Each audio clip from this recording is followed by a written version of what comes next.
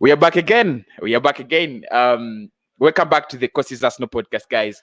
A rare kind of show. Yeah. You're gonna wake up. I know most of you, the biggest audience of this channel doesn't watch videos in the night. I know that very well. But most of you are gonna wake up and you're looking at the EPL Unbiased show, and you're gonna ask me, Kosi, what is this? Basically, we are gonna be looking at the big 7, top 8 clubs. Of course, that includes us. Whether you like it or not, it includes us. We are part of the big 6. So this weekend we have had a couple of games.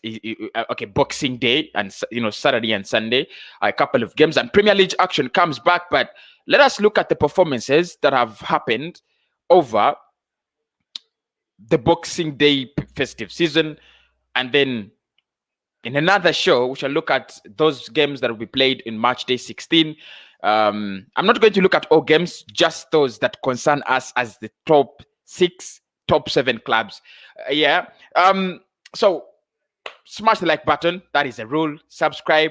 You know what to do, because when we hit 20K, it's going to be a giveaway, $100 to one person like this. I'm giving you $100. So make sure you smash the like button and comment so that I can get hold of your name. Please do. When I give away the money to someone who always comments, yet you watch the videos on a daily basis, do not blame me. So I need to know your names, and please do comment. So let's get the party started. On Saturday, Boxing Day, Manchester United came into the Premier League very, very, very, what should I say? Very confident to beat Leicester City, because they had had a couple of games. They were on a very good winning run, by the way, very good winning run, and I thought it was time for them to win against Leicester City. I thought they were going to beat Leicester City personally, because most of the things that most of the signs, most of the signals, it was either going to be a Manchester United win or a Manchester United win. Yeah. In their last part, in their past 5 games, they had not lost a game. So it looked so rosy. It looked very well. Leicester City, though, were third. So actually, by the time Leicester City played this game, they were second. Yeah. They were second. Manchester United were third. So it was a top clash, a top clash game.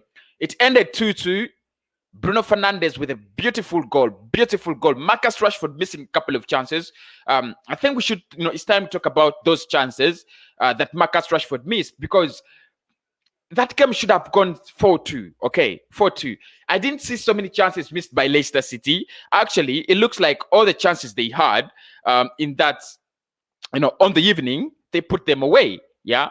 Or on the afternoon, they put them away. So I think United were let down by 2 things. One, the fact that they couldn't put away all their chances, or at least more chances than Leicester City. Because as the game starts like this, Marcus Rashford gets a chance, a header, put that away. Yeah, that there are games like Leicester City, Wolves, where you need an early goal and you need to take your chances. And I think Ole Gunnar Solskjaer needs to tell the boys this. Yeah, you need to take your chances against Leicester City. They're a very stubborn team. You're at the King Power Stadium. You're not at the Old Trafford, so you do not stand a big chance. They were on a very good run. They had beaten Southampton. They had beaten a couple of teams on the way, and you're like, okay, this really makes some sense. We are gonna win this, but you don't take your chances. Marcus Rashford, that was his performance actually, because if I look at the second goal, it was superb, really superb, a nice finish, very good finish, professional. I loved it. But the first goal was a sitter. That cross that just needs minimal contact to get at the back of the net, and he just puts so much on it. Yeah, so much on it. Then again, in the second half, Marcus Rashford gets a one-on-one with Kasper Schmeichel. Again, he should have scored that. I think this is the difference where I think United is not yet ready to challenge for the title. I'm telling you, yeah, I still think United is not ready to challenge for the title, because if you're chasing Liverpool, who drew again, today we shall be talking about that. But if you're chasing a club like Liverpool, you need to take your chances. You need to be able to take your chances. But when Liverpool sleep, Manchester United sleep, Chelsea sleep, City sleep. So it looks like Liverpool is going to win this title, not because they're so good, but the challengers are equally as worse. So United 2-2 draw. Edson Cavani, I love the flick on for the flick on he made for Bruno Fernandes, but it was not enough because Jamie Vardy was straight in. Straight into that box. He gets a chance from Ayoze Perez and he takes it. And this is what it means. I think United lack character. You're 2-1 up, in the 80s. That means that you have to compose yourself and get a win. Many people are going to say the defense let us down because it was a stupid goal, really. It was really a stupid goal. Okay, not a really stupid goal, not a very stupid goal, but one that you can avoid. Exactly. I think that's the right word, one that you can avoid. And I think United need to do better in terms of defending. I've seen, people like Mark Goldbridge say United need to go out there, get, a defender in January. Probably that would do because it looks like United, either way, whether they're playing Oxford Wazebe, whether they're playing Eric Bailey or Lindelof and Maguire, it's not working out. So probably they need to sort out their defensive issues. So that they can actually either compete for the title or compete favorably for the top four. But it was a nice game. It was a really, really good game. 4 games in the opener of the Boxing Day. Why not? For me, I was contented. Yeah, I was really contented. Now, the biggest game, the other game was Arsenal up against Chelsea 3-1. A game that nobody expected Arsenal to get a result. Now, don't lie. I know most of you are going to say, Kosi, I expected Arsenal to get a result. Don't lie. Yeah? Don't lie. Nobody expected us to get a result. Chelsea were top 5. Arsenal were bottom 5 in that game. And we are still at bottom 5. But the way the character Arsenal displayed against Chelsea did not actually appear on that, on that pitch yesterday. They didn't appear. They were absolutely smashed.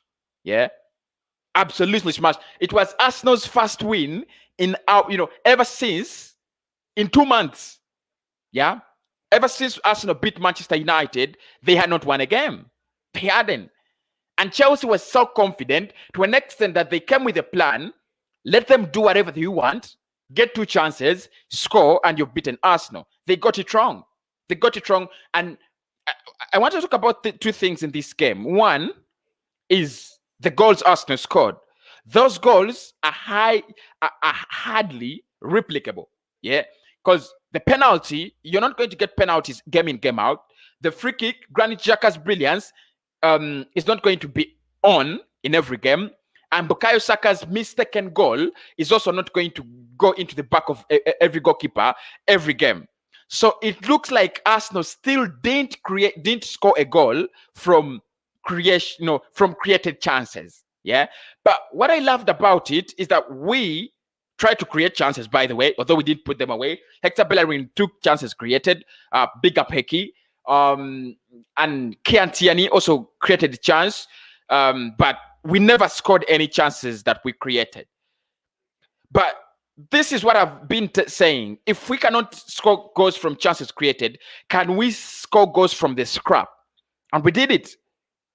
Because we look at the goals Chelsea conceded on any other day, on a bad day, any other club can concede that goals. Whether it's Liverpool, whether it's Liverpool, they're going to concede a free kick. Whether you have the best defense in the world, you're going to concede a penalty. Yeah? And that Bukayo Saka mistake that turned out to be a 3-pointer also can go in on any other day, but not regularly. So Arsenal needs still to go out there and create more chances, be attacking. I think Mikel Arteta now knows that the club needs to be playing forward. You don't need to focus on your enemy. Yeah. What are they going to do? How do we stop them? Blah, blah. No, that's not football. Yeah, it's part of football. But when you over-concentrate on how you stop the enemy, you're not going to get time, to go forward. Yeah. And yesterday he played 4 forwards: Emily Smith-Rowe, Saka, Martinelli, and Alexander Lacazette. Yeah. So he was not concerned about how Chelsea were going to exploit him. He was concerned more about how do I exploit Chelsea? How do I get the better of Chelsea? And he did. Yeah. If Martinelli did not fail to score, under 1 minute, it should have been 4-0. If Mohamed Elneny didn't strike, strike, the crossbar in the 80th minute, it should have been 5-0. And if Emily Smith-Rowe had put away the chance that Bellerin put across the box, it should have been 6-0. So that is what we are talking about. I think it was a brilliant performance from Arsenal, but still, they didn't put away the chances they created. Yeah? So, that is it. Now, Chelsea, okay, before I go to Chelsea, many Arsenal fans have been carried away saying that, now manager should stay, what. Look, this is one performance. And for me, it's all about, can Arsenal build on this? Can we build on this? Yeah. As long as we can build on this, put in another performance, learn from our mistakes, it's going to be the biggest win of the season. Yeah. There's something happened against Manchester United. We played even better against United than we played against Chelsea, because for United, they never stood a chance. Chelsea stood a chance, yeah, because they almost turned it around in almost 5 minutes. At the end, United didn't stand a chance. They had no shot on goal. Okay, they didn't have a shot on goal. They didn't have anything. Yeah, they were just baffled. Yeah, so I think United need to think about. Arsenal need to think about this. When players went back in the dressing room, did Mikel Arteta actually tell them that this is the start, or did he tell them, well done, go home and rest? Right now, Arsenal do not have time to rest. If you get a win against Chelsea, you're telling players that this is not enough, actually. And I was so wrong to write this Jacka blast and those headlines. I think I should have written not good enough. Just to show that the expectations and ambitions of this football club are way up there. So Mikel Arteta's job is still on the line. Yeah. So make sure you don't forget that Arteta needs to deliver more, because he has a squad that can beat Chelsea, that can beat Manchester United. Don't tell us that you can't beat Brighton and Burnley. On the other side, Chelsea was so scrappy. They were ridiculously bad. They were so bad. Look, they had Mason Mount, Kante, and Kovacic. That is a decent midfield as compared to Granit Xhaka and Mohamed Elneny. I expected them to put in a performance that would just break down that midfield. Yeah, but I don't know why they were so bad. Timo Werner exchanged, substituted at halftime because it was crap. Christian Pulisic, there was no magic. And Tammy Abraham, until when he scored that first goal, you thought he was outplayed by Pablo Mari and Rob Holding. So Chelsea, they didn't do anything on the night. They kept on bringing in crosses, hoping to score from the crosses. And Arsenal, when it comes to aerial duels this season, we have not been so bad. We don't concede so many goals in the air. Let me remember, how many goals have we scored from the air? Have we conceded from the air? Aubameyang, scored, in his own net. Yeah. How many goals have we conceded? The Yerry Mina against Everton. I still remember that one. So there are not so many goals we have conceded, up in the air. And when you have Tammy Abraham instead of Olivier Giroud, and you've gone for a crossing contest, you don't stand a chance against Arsenal. I just looked at them and they were so bad. But calling for Frank Lampard's head is not the way forward. Look, when Arsenal, Manchester United, and Chelsea decided to go for young managers in Lampard, Arteta, and Ole Gunnar Solskjaer, all of us predicted these, effects. They are bound to happen. These managers do not have experience. They're learning on the job. You can call it whatever you want. So Lampard has had a couple of good, a good run around 4 games, but in his last 4 games, he has won 1 and lost 3. Ha! Chelsea fans, Lampard out. But I think he needs more time. Yeah, he needs more time. He'll work it out. I don't think he's the manager that's going to win big things for Chelsea. I still don't think, but probably I think he will work it out. Right now, it's not time to pull the plug. Yeah, not time to pull the plug. Manchester City, you'll be surprised where Manchester City are, by the way, on the table. They are 6th now, and I think they are trying to improve day in, day out. I think this is what City have better than Tottenham, better than Leicester City, and better than Everton. Yeah, for them, they Pep Guardiola, they start off so badly. They concentrate. By the Chelsea 9th. Yeah, but they concentrate. They're like, okay, we are gonna play our football. And now, surprisingly, City have 26 points. Yeah, 26 points. They are 3 points behind Everton, who are seated in 2nd, and they have a game in hand. Does it come any better than that? Yeah. So actually looks like they're 2nd. Yeah. They're 2nd because if they win the game in hand, they move straight up the table to 3rd or 2nd. So they beat Newcastle yesterday, 2-0. Again, that game that I don't think that City were going to lose. They were so good. Ike Gundogan and Ferran Torres, both on the score sheet.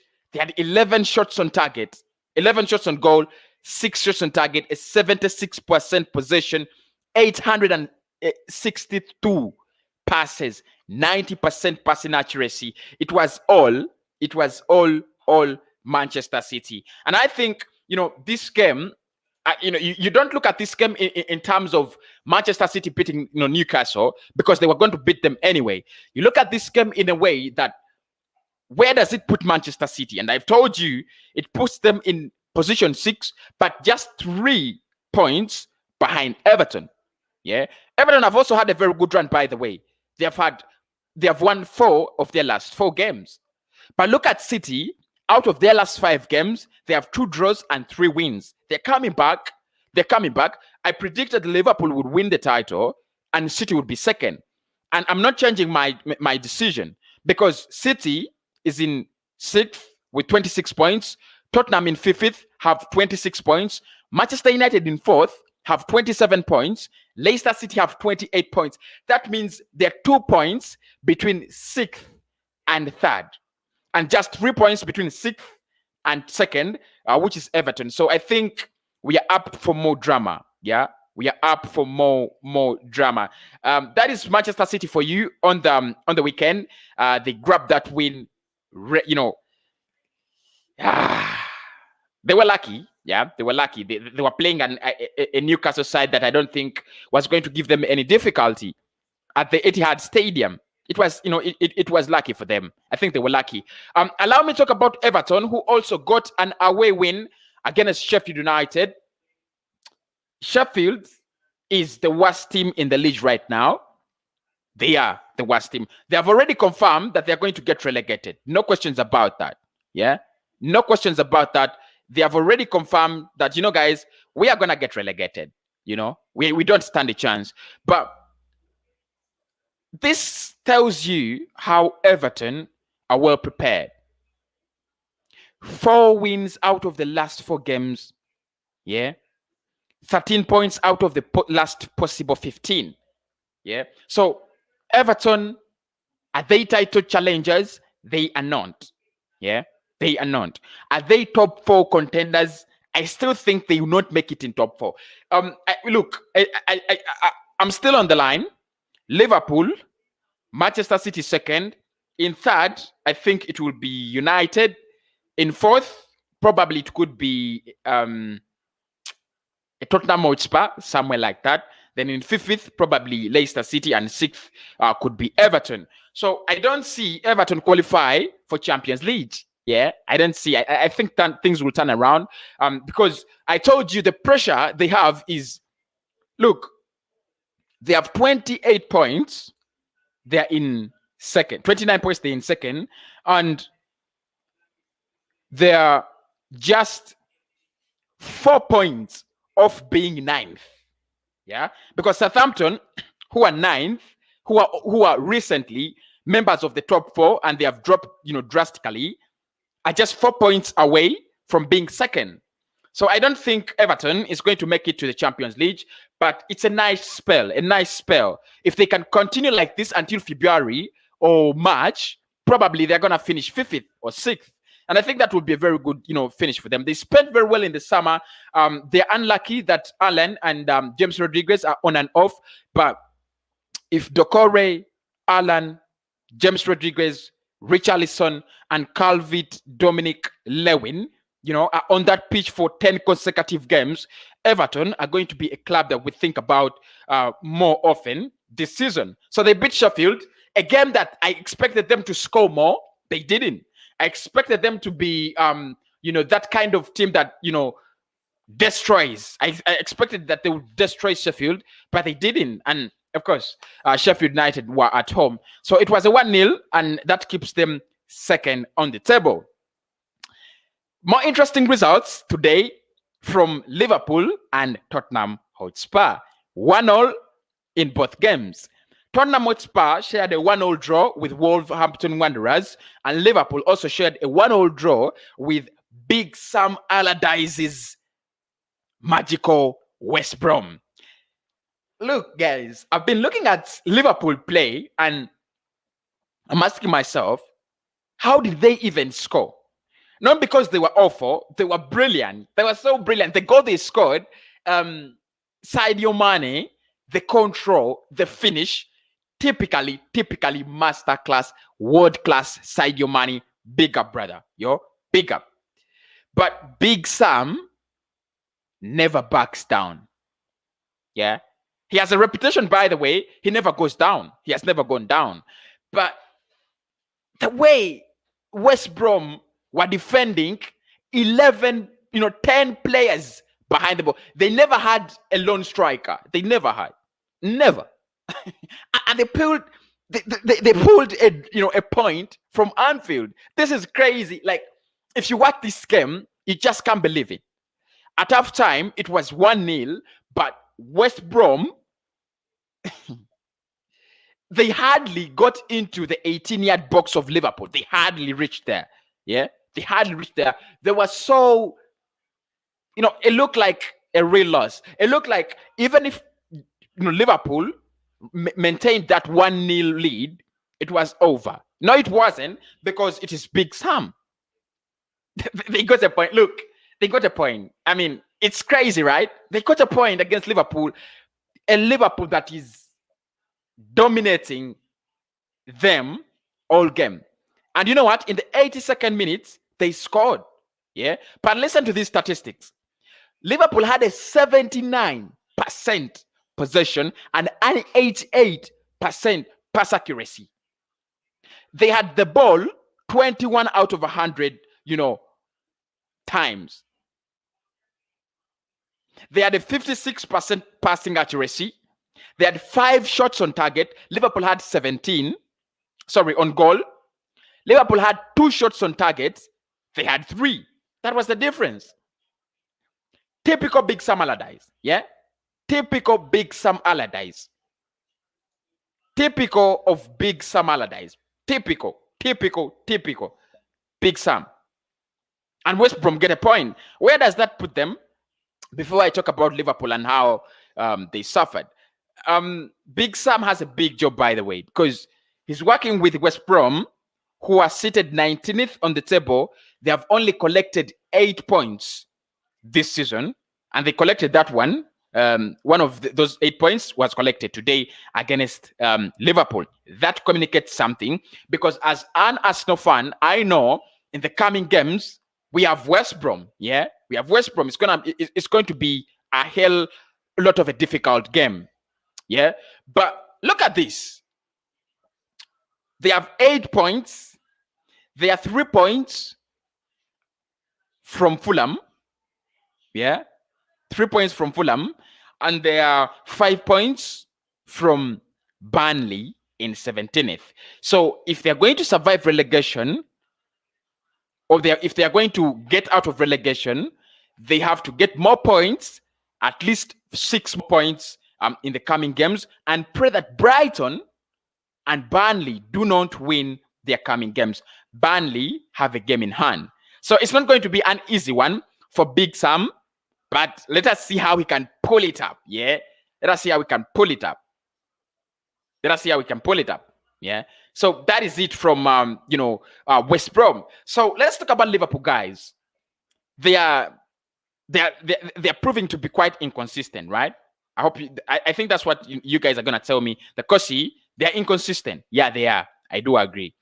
But they're still table leaders, and they have if they won that game, by the way, the difference between them and Everton was gonna increase. So they have 32 points collected out of 15 games. Yeah.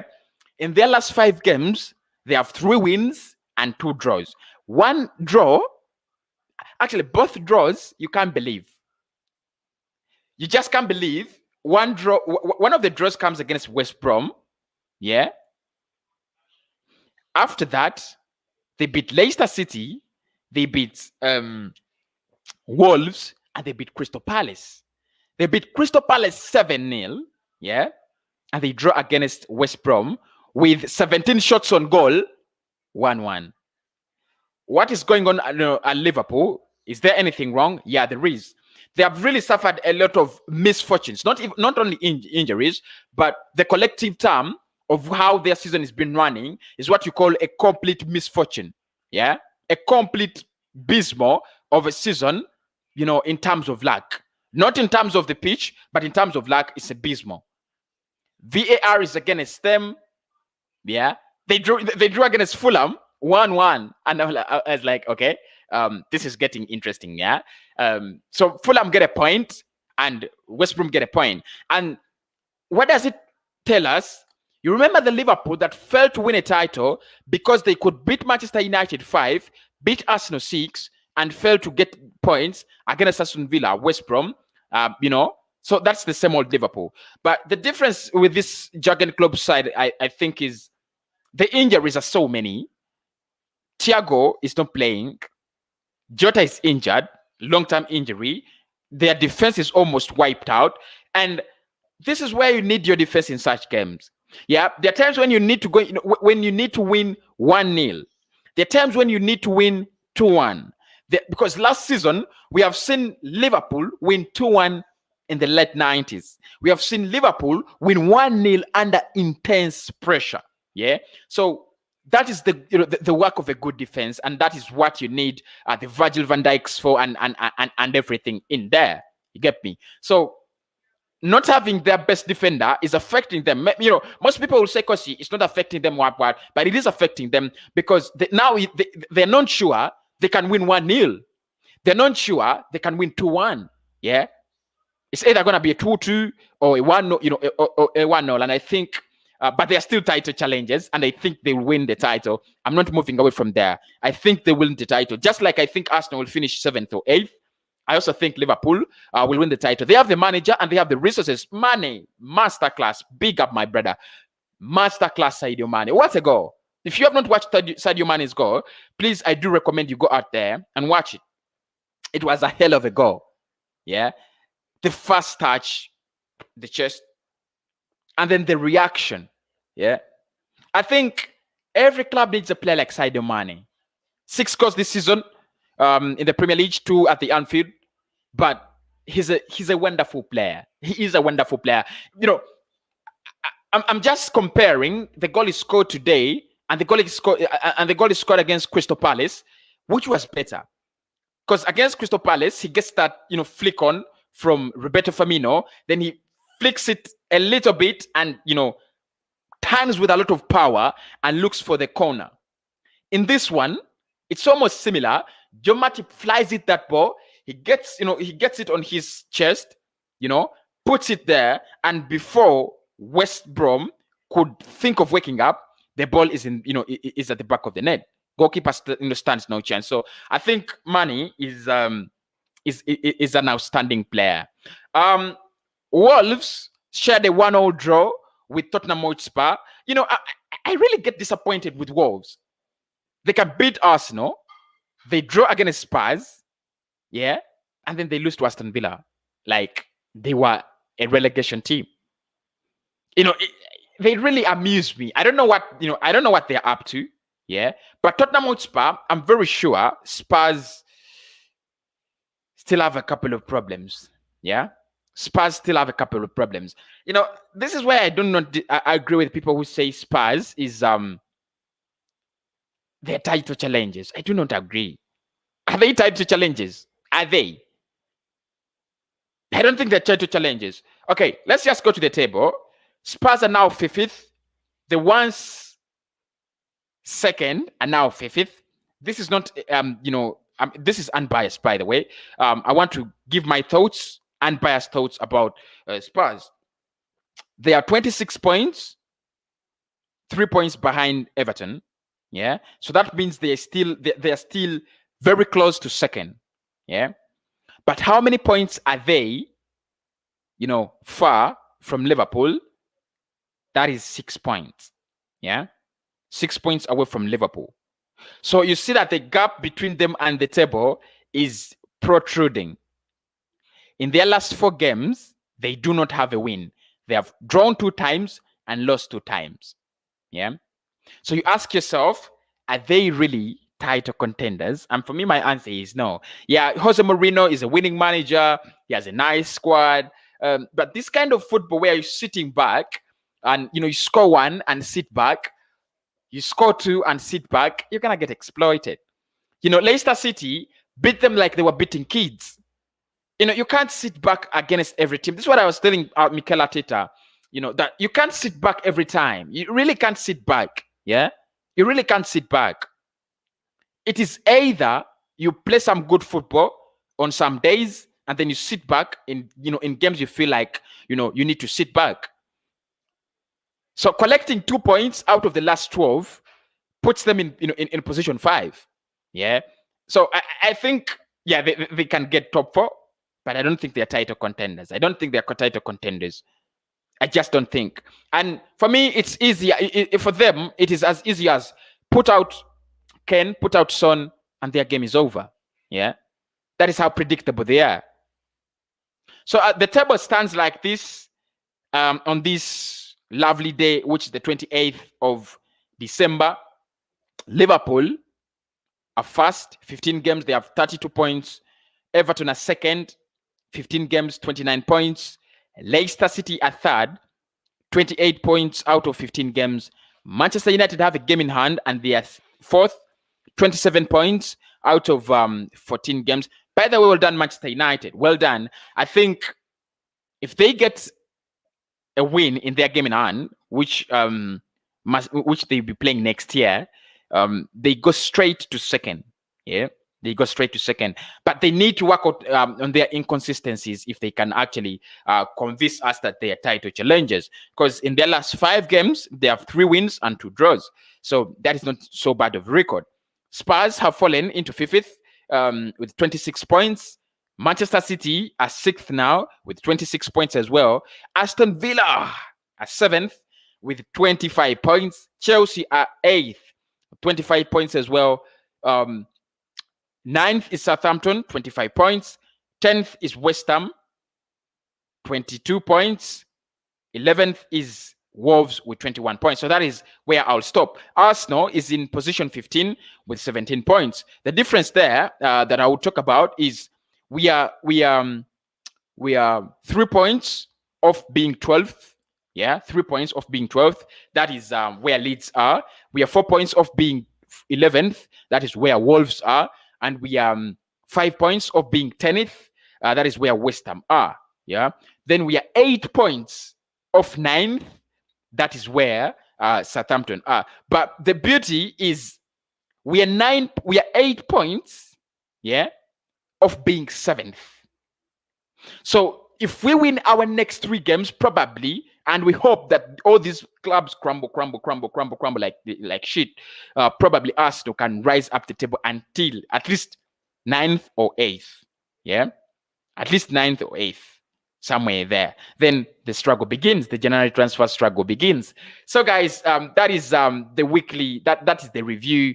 I've been talking about those games that have been happening. I know people want to call in, and I do not want to take away the opportunity, because that is what this channel gives. It's my strength. Yeah, it's my strength. I read comments and I do have your opinion. So link is there if you want to have a say on the Premier League. Make sure you're not biased. Yeah, make sure you're not biased. If you're calling in, make sure you're not biased and you're ready to talk about positively and objectively about the games that happen over the weekend. Big up Relentless, big up Alex. Thomas Tuchel wants Arsenal. Let him want, bro. Let him want. I'm not interested in him. Hey, bro. How are you doing? Big up. My friends Fusu, and all those people up there. Big up my guys. I really love you, and I really love the way you guys roll it up. I have guests like always. I mean, this is what we do on Courses Arsenal podcast, non so. Always getting guests. Relentless Zoom. Relentless? How are you doing, bro? Bro, I'm good, and you? I'm fine. Bro, I was just thinking. Yeah. When I said I didn't want Thomas Tuchel, I got a confession. You know what? I would take him. Why? Why the sudden change of mind, bro? I don't know. I would just take him. I don't know. Like, I just woke up this morning and I was like, Thomas Tuchel, it don't sound too bad, I mean, he's young, he has experience, he plays decent football, and he's not my first choice, isn't it? He's not my first choice. Nowhere near my first choice, but I think Allegri's gonna go to Chelsea. I think Poch to PSG. Yeah, he's the only one left. There's no other better manager than him, because all the other managers have gone to other clubs. So yeah, I'll take Tuchel, man. I take Tuchel. Of course, he is a better manager than what we have, than Mikel Arteta. But the biggest question there is, do you think if we brought in Tuchel, where does he take us? Does he take us top 4? Or does he take us title contenders? You kind of do what Lampard is doing to Chelsea, where he move us forward, but I don't know if he'll make that last step. But I think like he's not the end goal. Like the end goal, my dream manager will probably be either Allegri or Poch. But one thing that Tuchel can do is that he will take us to where we need to be, in and around like top 4, and then maybe another manager can come in and take that next step. Or if we're at the point where I feel like he can take us to that next step, then yeah, I'll keep it. But for me, I'm at the point where I'm just getting desperate. I'm getting desperate, bro. I swear, bro. I'm just hoping and praying that on Tuesday we don't get turned over by Brighton. Because if we just get turned over by Brighton, everything that people were coming on the show saying, "Oh, to the end, back up to the," it's just gonna go all the way back down. Listen, like I said, he's not my first choice manager, but I'll take Thomas Tuchel. I'll take him. Okay, Mose, welcome to the show, bro. Hey, how you doing? You okay? I'm very fine. Yeah, Relentless, you cool, man? How you doing? Yeah, I'm good. Awesome, nice. Yeah. Welcome to the Unbiased Premier League show here. I mean, I just want to widen on our, football talk, not really talk about Arsenal all the time. Yep. But let's start with Liverpool, guys. Let's just start with Liverpool. They crumbled 1-1. The result doesn't tell it all, because they were very, very, very, possessive. They had everything they needed on the evening. 17 shots on goal, 79 passing out, 88 passing accuracy, 79 possession. And Sam Allardyce again, gets that point. I felt like Liverpool, if they had a Virgil van Dijk, probably they shouldn't have conceded. He makes them win with the 2-1, with the 1-0. Right now they do not have him. Sam Allardyce, this is what he does. You're gonna play him 90%, per possession, and still going to win. So, guys, what are your thoughts on Liverpool? Are they, missing Virgil van Dijk? They want clinical. They weren't Yeah, clinical today. I think they were not so clinical Listen, as like well. they Yeah. remind me of City. I had to check the touchline. I thought Pep Guardiola was there because Pep Mm, likes to keep the ball, yeah, but he don't do mm, anything with it. That's why City have been like bad over the past couple years. Listen, mm, Klopp, yeah, like he's still gonna win the league, but it's silly games like this where you drop points that you yeah, should yeah, be winning. And yeah. these results, yeah, if the going gets tough later on in the season, these results that you saw today will come back and bite them in the ass. Like, I Mm, mean, but at yeah. the same time, Thiago's not back. I think when Thiago comes back, then you see him kind of like adjust his style. But I watched a bit of the game, and it just looked like Liverpool would they just got complacent. They were like, oh, it's West Brom and blah blah blah. And listen, Sam Allardyce,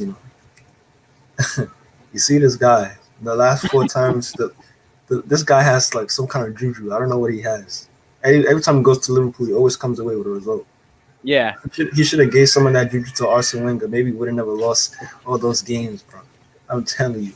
Yeah, maybe George Graham gave him something. I don't know, but he's getting the result at Anfield, bro. Like I think this is his fourth time in a row going up to Anfield and coming away with like a point or 3 points. Mm, Listen, he's got some kind of juju. I don't know what he's doing, but listen, we all knew West Brom were gonna go there and stink the place out. They were never gonna go there and try to win. They were gonna go there and frustrate, and that's what they did.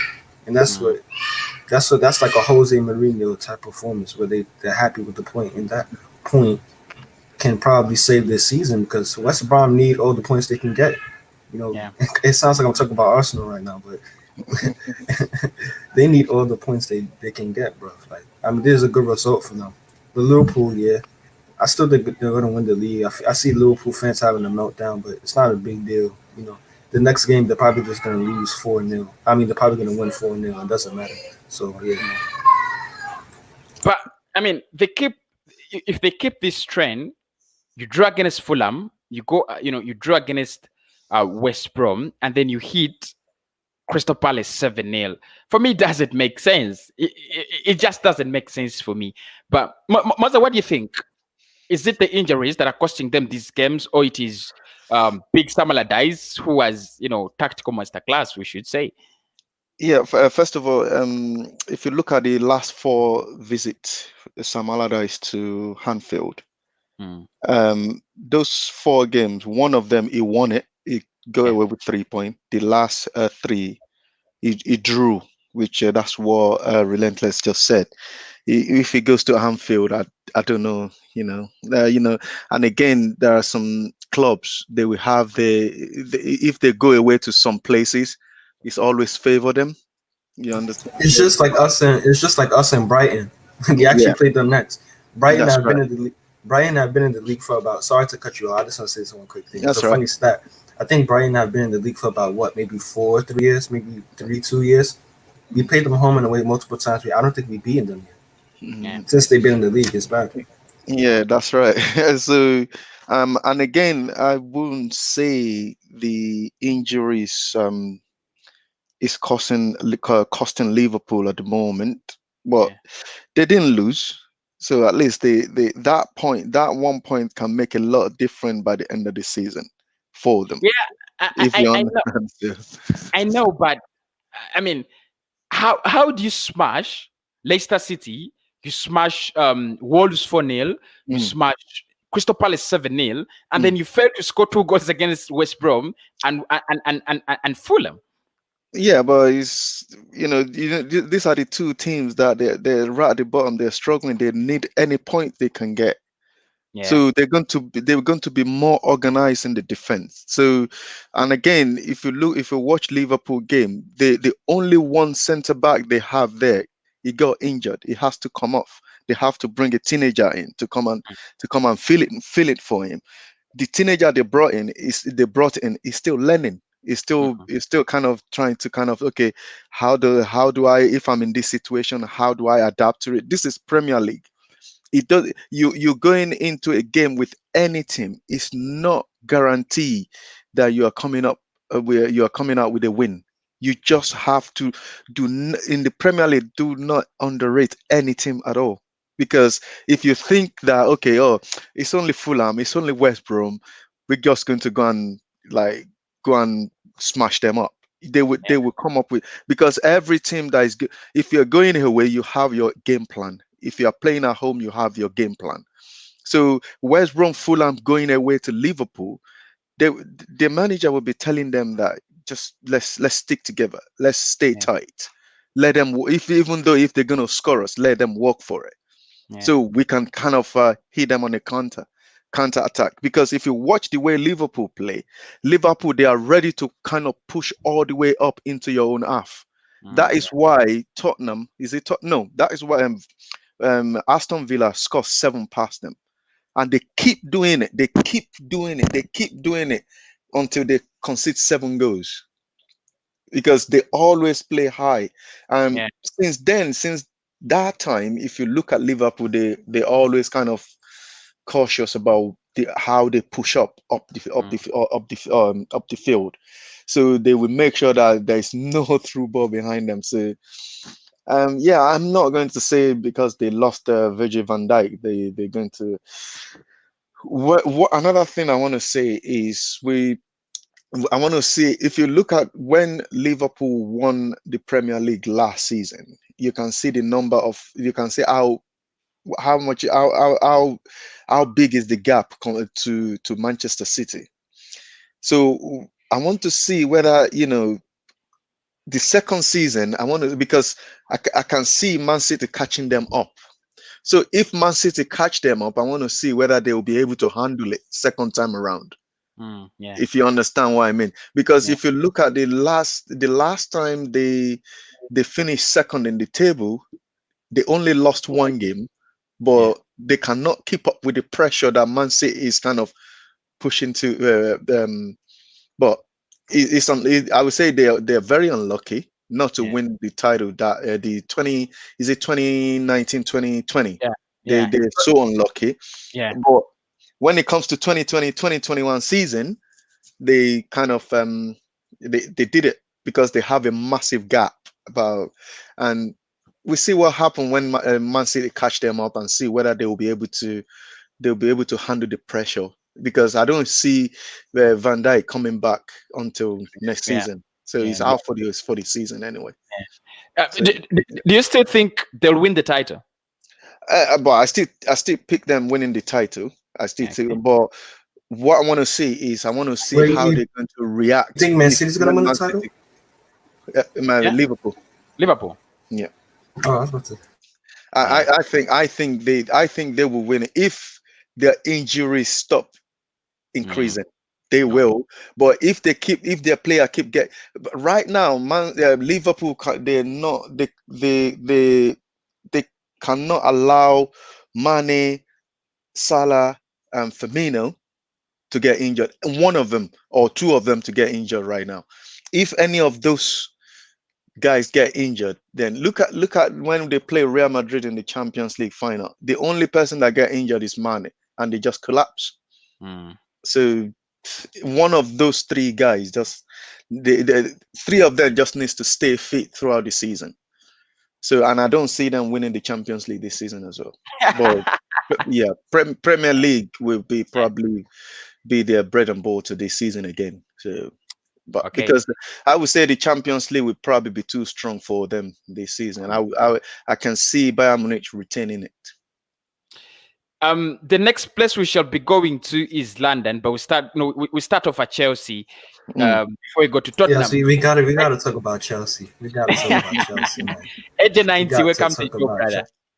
Hello, Cozy. Good to be back on your show again. Yeah, good to be back, brother. Let's just start with Frank Lampard. Chelsea fans are calling for his head after losing to Arsenal. But not only that, they have 1 win after the last 4 games. So I do understand why they are calling for Lampard's head. In your opinion, what's wrong? What's wrong with Chelsea? Is it Werner? Is it Kai Havertz? Like many YouTubers, Chelsea YouTubers are saying Werner and Havertz are costing them games or something like that. Or is it, Lampard that is out of his depth? What do you think? First of all, I just want to say they've got some, Chelsea fans have got a better mindset than us. We're trusting a process. Well, their manager's only got 1 win out of 4 and they're calling for his head. And they're still in a title charge and they still want him sacked and we're in 15th. So it just shows the difference between the two mindsets of the two fan bases. But in terms of what's wrong, I think there's some class players. I really rate Werner, I really rate Havertz. I'd love both of them at Arsenal. I think they're being used a bit. I think not with Havertz, he's still a young player, but especially with Werner, I don't think he's been playing in the right position, because I saw in the game against Arsenal, because that's a proper chance for me to see Werner, how he's doing. Why was he playing in the left wing? Because you'd have someone like Pulisic coming up Bellerin. This is why Bellerin looked so good the other day, because because Werner's trying to play more of an inside forward from the left wing. Pulisic is not running at him, so I think the job became easier for Bellerin. In terms of Werner, he's a top striker. Once he gets going, he will get going. But I think that could be a tactical fault on Lampard's part. But I've not rated him as a manager. But again, we'll just have to see what happens. Yeah. So, Nathan, the first thing, calling for his head. Is it time to pull the plug? Of course, Allegri is knocking on the door, jobless around there. Is he the problem? He's a young manager. You thought when they brought him in, it's gonna be something like a 3-year project or 4-year project. But Chelsea fans are used to winning. These days, at least they get an FA Cup. At least they get a Premier League in 3 years, something like that. And they look at him as a manager that is not going to deliver in the next 2 years still. Is it time for to pull the plug at Chelsea? If I was a Chelsea fan, I would give him a couple more games. But you see, this is the thing. See, I look at Chelsea as like, I don't know how to explain this, because not that I was a Chelsea fan when I was younger, but I did kind of like Chelsea when I was younger because of the players they had, like Drogba. So I know a bit about Chelsea, and I have a lot of family members who are Chelsea. And I talked to them. The way they absolutely lost their head over this Lampard loss, I don't even think it's the fact that they lost. I think it's the fact that it's Arsenal, and the way they look at us is like, oh, like a Burnley or something. And I was like, I was kind of insulted. I'm like, but listen, I can understand where they're coming from, because like you said, Chelsea fans, one thing you have to understand with them is that before 2003, they were just like Leicester City. Sometimes they'll qualify for Europe, sometimes they'll finish 10th and 15th, and over the past couple of, like, I'll say maybe 10, 15 years, they've gotten money invested, they've gotten big players, they've been attracting big players, they become a super big club, and they're spoiled. That's what it is. They're spoiled with trophies. And they're looking at, some fans are looking at, I see, it's kind of like a 50-50. I've seen some fans saying, you know what, it's Lampard. This is the problem. This is why I always say I don't want Henry, I don't want Vieira anywhere near this club, because they're always going to pull out, oh, but look what he did for the club. Oh, look what he did for a club as the player. Oh, look what he did. Oh, he was a good player. Sometimes, this is football. Sometimes you have to sentiment and football, can absolutely kill off a football club. Look what it did to ours. Yeah, you said, oh, don't worry about when did he did it 10 years ago. You went invisible. Like, sometimes they need to separate the past and the present. And the present. To be a big club, you have to be ruthless. Football is about.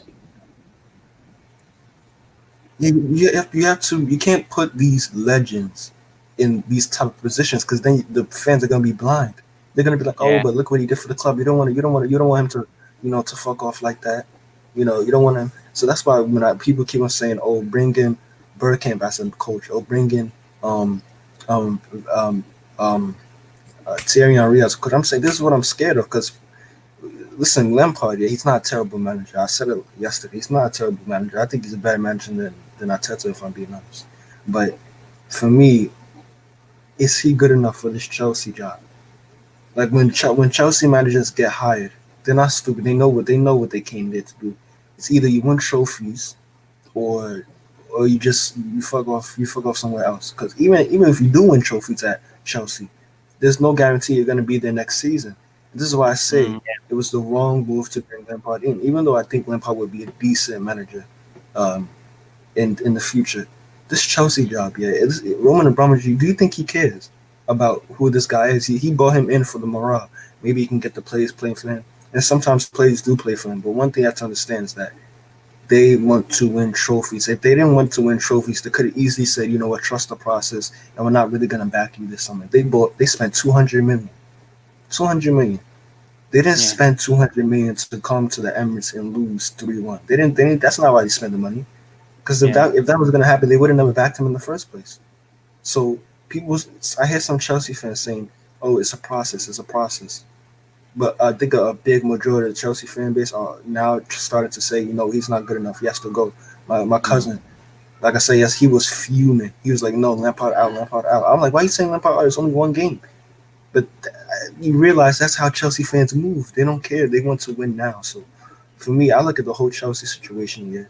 I don't think the season's over, but if I'll probably give Lampard a couple more games. If he continues to mess things up and lose more points, they have to sack him.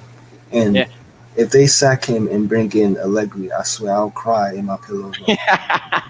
Mose, one of the things I think I'll talk in the direction of defending Lampard Mhm. is he has two players that are very expensive, Werner and Havertz, and I don't know whether he's playing them wrongly, but they have not actually caught fire as we would expect. Both of them are really talented players. Ziyech is always on on the injury bed, as well as Christian Pulisic, and yeah, I think that is how I can defend him. You think injuries and Werner and Havers, failing to perform up to the task, is affecting Lampard's job at the moment, or you think he's actually arranging his team so wrong to an extent that he has one win in 4 games. First of all, what I want to say is, I mentioned it yesterday that any club that is in the Premier League appointing a former player because they are legend, like they always say, to come and manage the club, that club is not ready to win the Premier League. That is why you see Chelsea, Man United, Arsenal, they're really struggling. Look, well, when they finish playing football, you get your coaching badge. Maybe probably you want to go and learn your trade in the Championship or League One or League Two. Then you work your way up to be a Premier League manager. Like what Relentless just said, Chelsea just become a big club overnight when Roman Abramovich buy the club. He spoiled them with money. So they think they are in the same because they started winning trophy with the caliber of player they brought in with a good manager. When Roman Abramovich comes in, it, that was when Jose Mourinho won the Champions League with Porto. He just go to Porto, he paid Porto off. We brought Jose Mourinho in. They started winning the trophy. All of a sudden, they think that, oh yeah, they are in the same caliber as Arsenal. When Arsenal was winning trophy, Chelsea they're nowhere. If you understand what I mean. So I would say maybe probably it's just the way Lampard set this guy up against Arsenal yesterday. It just backfired for him. If you look at the if you look at the front line of Lampard, there, if you want to go and look at how much he spent to bring those front in, I would say maybe probably Tammy is he Tammy uh, Abraham. Tammy Abraham is a Chelsea player already. I think he was just on loan in Aston Villa. If that one comes back in, but Werner and Pulisic, those two players. I think Werner is 40, is it 45 million, and Pulisic is Around around 75 million. around that price as well. So those two player alone is kind of they are around 90 to 100 million. So and look at Arsenal front. Look at the Arsenal front three. The only player that we got there that is Lacazette. The young kids. The other three at the front, they are young kids. So I think maybe that's when you're going to know that if Lampard is playing one of these big team, like if they wants to go and play like Man City or Liverpool, it kind of doesn't have the tactics to how to set up his player to go and beat them. Look at when he was playing Jose Mourinho, which is Tottenham. He was kind of playing exactly the same game as Jose Mourinho. So okay, we're gonna sit back. Jose Mourinho is sitting back. The two teams are sitting back. So because he doesn't have an idea on how to kind of. So I don't think it's the injury. First of all, how many injury has he gone to bed? He's only Ziyech that is on the bench that is injured at the moment. All the other, he's got a fully fit team. So, but he just doesn't have an idea of how to beat Arsenal yesterday. And maybe probably all the players are thinking, and the manager are thinking. You can see when he got interviewed, he said, "Oh yeah, this is the best time to play Arsenal." Yeah, exactly. So from there, you kind of, to me, you underrate one of the big team in London, one of your rivals. Yeah. It doesn't matter. Like I said, it doesn't matter. Even though Sheffield United are right at the bottom of the table, they only got 2 points. If you want to play them, do not underrate nobody. Just go out there, get the job done professionally, get it done, and just look forward to the next game. So Yeah. he was Yeah, but thinking that you said don't underrate Sheffield United. I don't mean to come off a bit cocky here, but Sheffield United have to be the worst team I've ever seen in life. Yeah. They are, but I'm just saying that you don't have to underrate any team. You don't want to kind of underrate anybody in the Premier League, because you can be playing Not that for I've like said that we probably go on to lose to them. Yeah, that's right. You can be playing them for 89 minutes. They just have one chance. Bang, they scored. They won the game. You understand what I mean? And everybody will just say, "Oh yeah, Arsenal can't beat they can't beat the bottom of the table. Chelsea, they can't beat the bottom of the table." You don't underestimate any team at all. You just want to go out there and just get your job done and just move forward, really. So I think, and again, I think Chelsea player, they're so they kind of, that kind of it passed on to their supporters, to Chelsea fans as well. They're so cocky. The way I was watching the game yesterday, they think they have the best goalkeeper in goal. They think they have the best defense, and they think Arsenal are rubbish. They don't have confidence we can. But so it backfired for them that yesterday. Again, what I want to tell Chelsea fans is, I've seen so many people say that Benjamin Mendy was crap yesterday. I don't think those goals he conceded are goals that were going to be saved, penalties. How many goalkeepers save penalties in the Premier League? They're not so many. Yeah. Then how many goalkeepers could have saved that? Yeah, but I would say you can do better. You can do better on that free kick. You just don't stand in the right place. One more, if you move one more step, he can save that, because he can reach. It's not like the free kick is right in the top corner like the one Messi scored against Liverpool. The goalkeeper can get there. Yeah. It's just like the Mendy was not ready for it. Like we say, he just don't expect it. So that's why he can do better. But the third goal, if just way out of his line, if he stay on his line, then it's something that he can save anyway. So okay. The next place is Spurs. Where the once table leaders have not actually won a game in 4, and their hopes of winning the Premier League title are crashing day in, day out, game in, game out. Because someone just said, "Let me in." I'm not sure who's in the lobby at the moment. Okay. They play negative football. They play a lot of negative football, and I think Jose Mourinho needs to work on his playing style. He plays a lot of negative football, and it's getting up on them. But relentless. Spurs, are they even title challengers? Because for me, I've never taken them as title challengers in any season. But this season, I felt like, okay, they are on Oh, it. yeah, They are winning game in, game out. But Arsenal Yeah. are fucking shite. yeah, One quick thing before yes, I Nathan. go on about the Bottle Job FC.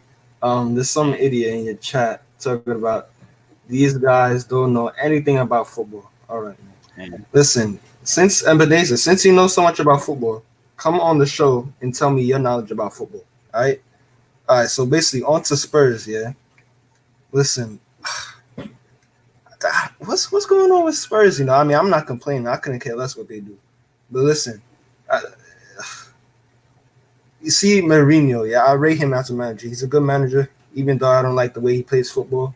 It's not attractive, but listen, he's a decent manager. He's a good manager, world class manager. But I think what you're starting to see is that when you play this kind of like park the bus football, yeah, the players they want to play football. They're used to playing, you know, the kind of expansive attacking football, yeah.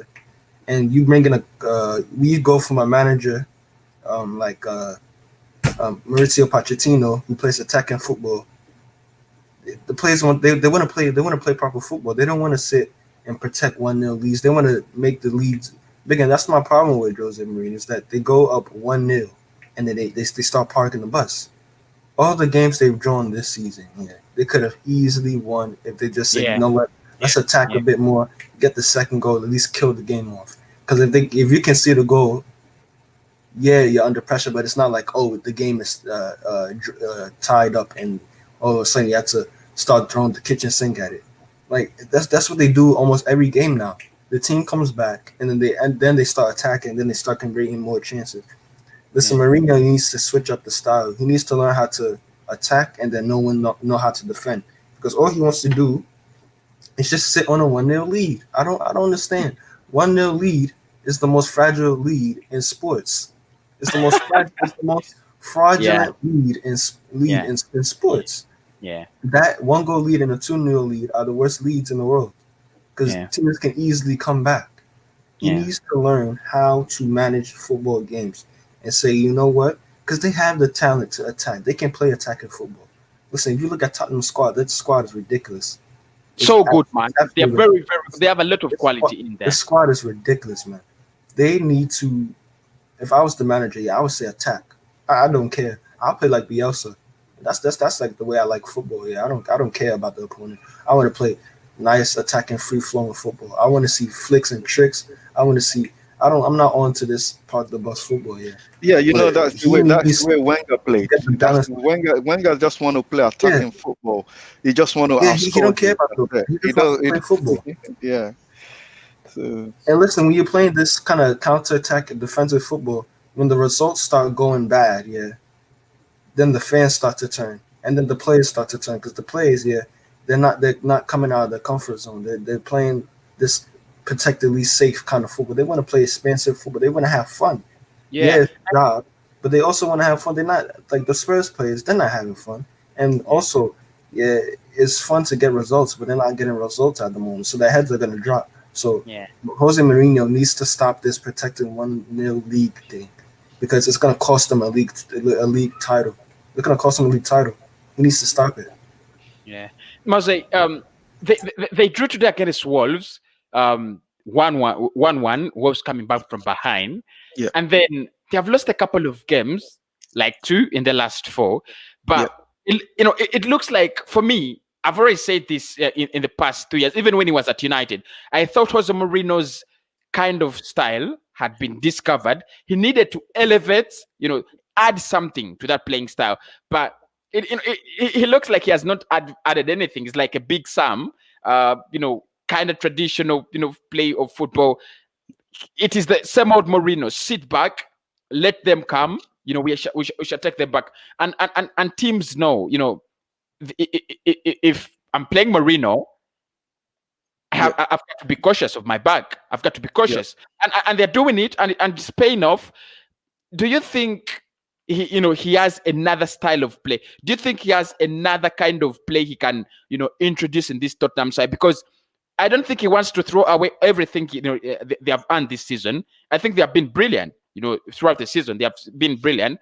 But if they do not change the way they approach games, they're gonna throw it away. Do you think we're gonna see something different from Spurs in this season? First of all, I want to say, well, I don't pick Tottenham to win the title this season anyway. Yeah. So, because this is the first full season for Jose Mourinho at Tottenham. So I'm not gonna kind of say, oh, they're gonna, because they have Jose Mourinho, they're gonna go ahead and they might. The one thing I like about Jose Mourinho is he's a winner. He always wins something everywhere he goes. Anyway, if Tottenham win any of the cup this season, it's not going to surprise me, because Jose Mourinho can win. He wants to win something. Regarding their style of play, well, we know, even if you look at when Jose Mourinho when he was at Chelsea and when he won the 2 titles or 3 titles for Chelsea, this is a style of play anyway. So he never changes. He's going to continue playing like that, and he always work out for him. Go and look at him when he was at Real Madrid, when he was in Inter Milan. This is the style of play.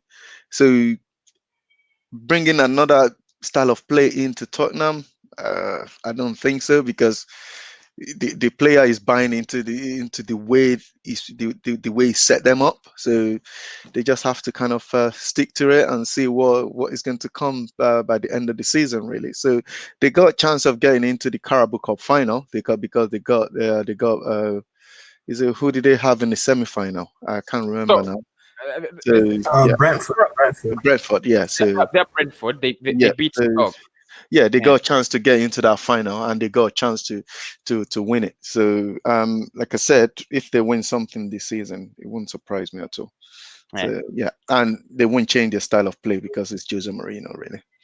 If he doesn't win the title this season, and then next season, do you reckon that next season, because this is what is going to happen? Jose Mourinho has got a chance to get to tell Levy to give him the funds, and he's going to bring in the type of player he needs.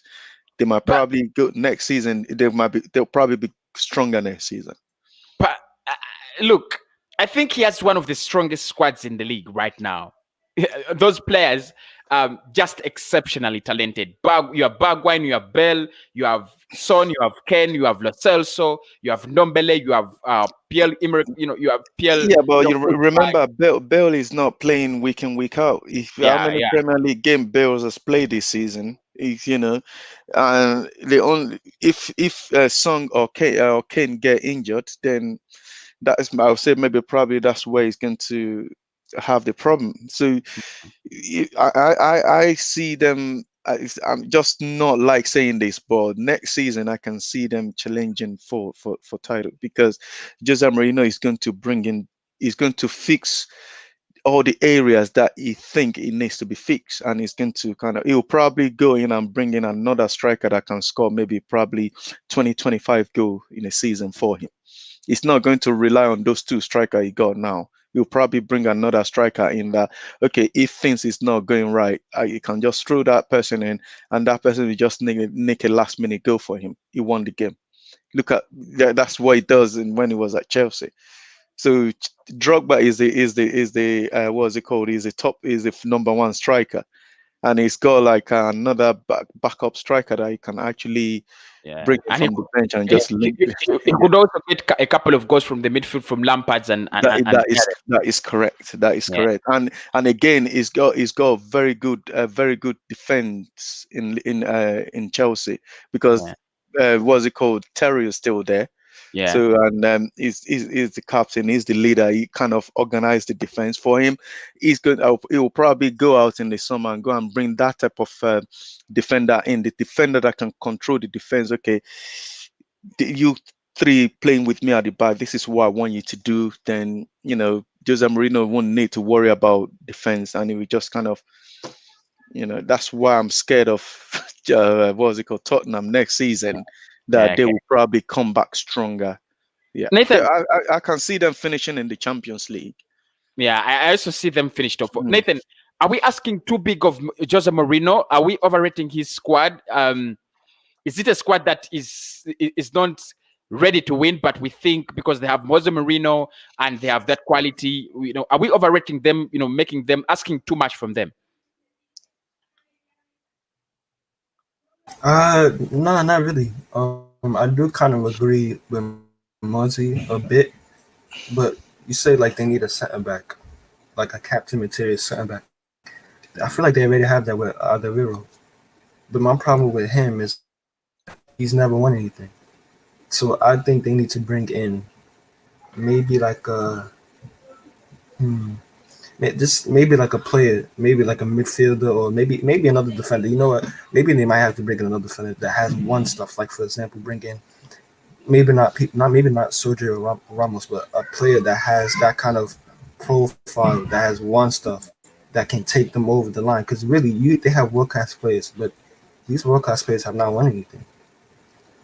They need leaders in the dressing room to take them to the next. Look at last week. Ore gave a penalty away last week. He's not in the squad today. Yeah. You understand what I mean? He's just left him out. Need that. Okay. Yeah, they need maybe a better backup striker because Kane gets injured a lot. They need a reliable backup striker, and I think that's it. Yeah. I don't think they really need anything else.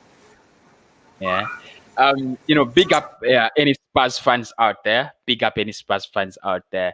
Then the next place, of course, to move to is the big club, Manchester United. 2-2 was the final score against Leicester City. A game which I think their defense gave away the points, but I also think they lacked character in that game. There is no way you're telling me that in the 80s, you get a chance, you get back in the game, because I thought Leicester City was so brilliant on the evening. A really balanced game. I don't want to take any credit away from Manchester United, but it finished 2-2. Manchester United losing the lead 2 times. They missed a couple of chances, especially Marcus Rashford. He must be scratching his head whenever he remembers those chances. Mose, is United title challenges? That is the question I still want to ask. When it comes to United, are they title challenges? Ole Gunnar Solskjaer in the past 5 games has proven to be a little bit more consistent, and they're very close to Liverpool and very close to the table or the top of the table. Are they title challengers, or they have just had this kind of good span, win 3 games out of the last 5, and everything is fixed in the Premier League. You win 3 games, 4 games, you're up there. So do we expect them to put a lot of pressure on Liverpool, or they're just there pretenders? No, I would say Manchester United, they're not going to put any pressure on Liverpool, or when Man City comes back into that second place, they will not even put any pressure on Manchester City.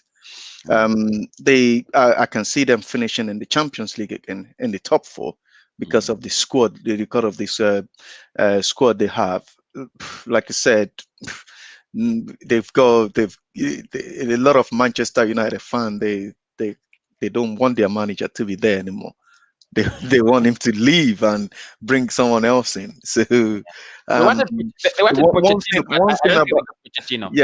thing about Man United is if Man United lose 1 game now, you will see Manchester United fan, they will be calling for the head of the manager that he needs to go. Then the next minute you will see Man United will go 1, 2, 3, 4 games. They won those 4 games. All the fans will just be quiet again. If you understand what I mean, then lose another game, they will be calling. Mike has a problem. Yeah, so like I said, I don't see Man United putting pressure on Liverpool, or I still see them finishing in the Champions League, but not title contender for. What's wrong with his mic? But okay, let me first mute him, then unmute him. Yeah, you mean my mic? Your mic still has a problem, Mose. Hello, can you hear me now? Can you hear him? Can you hear him, Nathan? Nathan, can you hear me? Yeah, I can hear him. Yeah, can you hear me, cousin? Hello? Let me go out. Yeah, I will I can hear join you. in. I will join in. I will join in again. Nathan, can you hear him? Yeah, I could hear him. No. I think their mics really got a problem, which is not something good because we are just, we were driving at it. But guys, that is it for today. My guys came on. Big up Glenn. Big up everybody who has been watching. He needs no introduction. The big man, Glenn Kirtley. Everything else, check out his channel as well. Big up,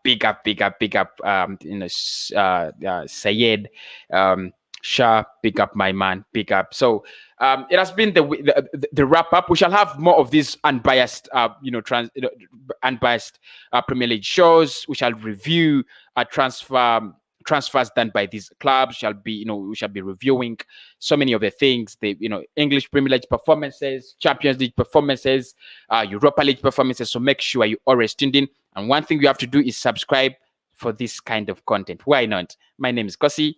I say, come on, you Gunners. And I'll be signing out for now. Love you. Bye-bye. Out.